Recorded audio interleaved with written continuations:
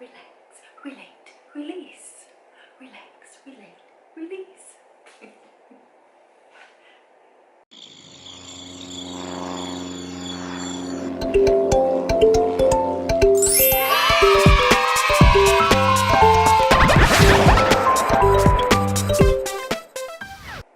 Hello, it is almost the end of 2017 and I thought I'd do something just a little bit different instead of just grabbing out my pad and my Flair pens and start writing down the 20 to 40 things that I think I'm going to change in 2018. I thought I would go back and do a few other things. I mean, I'm still going to make that list, but I want to do some things before that. Like, my big one is going to be a reflection piece.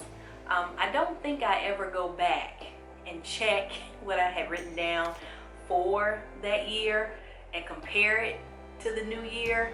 I don't know why. I don't know why I wouldn't do that, but I don't think I ever have. So I want to go back over my old journals and see if I accomplished anything, which I'm sure I have.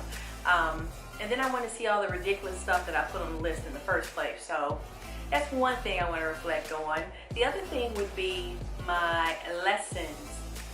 Like I say, at the end of the school year, I'm going to go through them, and yeah, everything I say I'm going to do, I just never get around to it. But I think this may be an easier chunk of lessons to digest anyway. It's just that first half.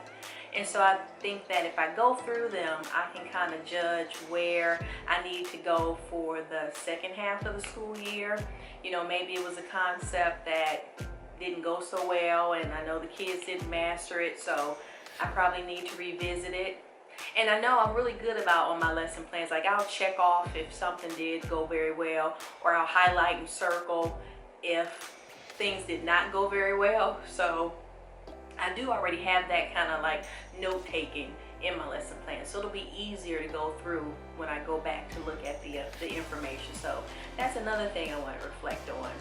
The third thing I think I want to go through, and I cannot remember where I read this or if I saw it in another video, but my calendar. This seems so like good, but the calendar for the year, just to keep up with appointments. Like, I know I'm really good about writing down when I have a doctor's appointment or a dentist appointment and things like that, but I couldn't even tell you just off the top of my head if I had, if I kept my physical for this year, if I had a physical for this year. I don't think I got the girls checked this year. Yeah, so things like that, just to go back through to kind of help fill in for 2018. So that reflection piece is going to be a big part of my planning this year. This is going to be new. The second thing I want to do is release.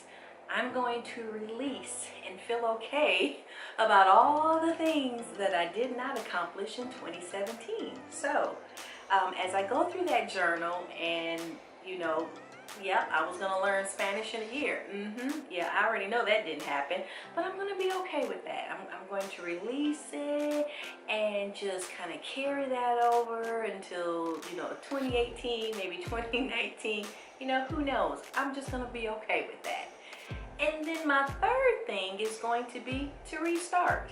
I know we like to wait until January because it's like new year, fresh start, new you. But really, every day that we wake up is a new opportunity to grow and change something we just don't like.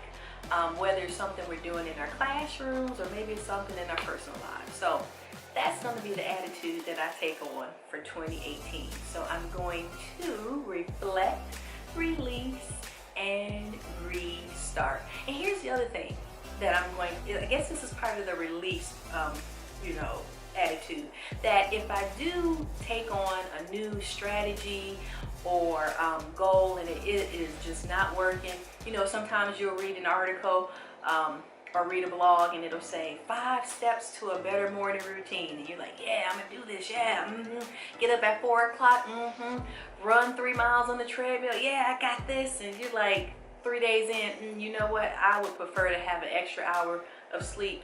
I'm gonna be okay with that. I am going to learn that that may not work for me and my schedule, and it's going to be okay. So I'm going to make sure this year that what I take on will definitely be something that I can carry on throughout the year. You know, I don't want to have to quit March because it was a ridiculous goal in the first place. So I hope you have a wonderful new year. I hope you've had an excellent Christmas. Your holidays were great. And just know that your new year 2018 will have great things. I'm looking forward to it, and I'm looking forward to sharing more with you. Thank you.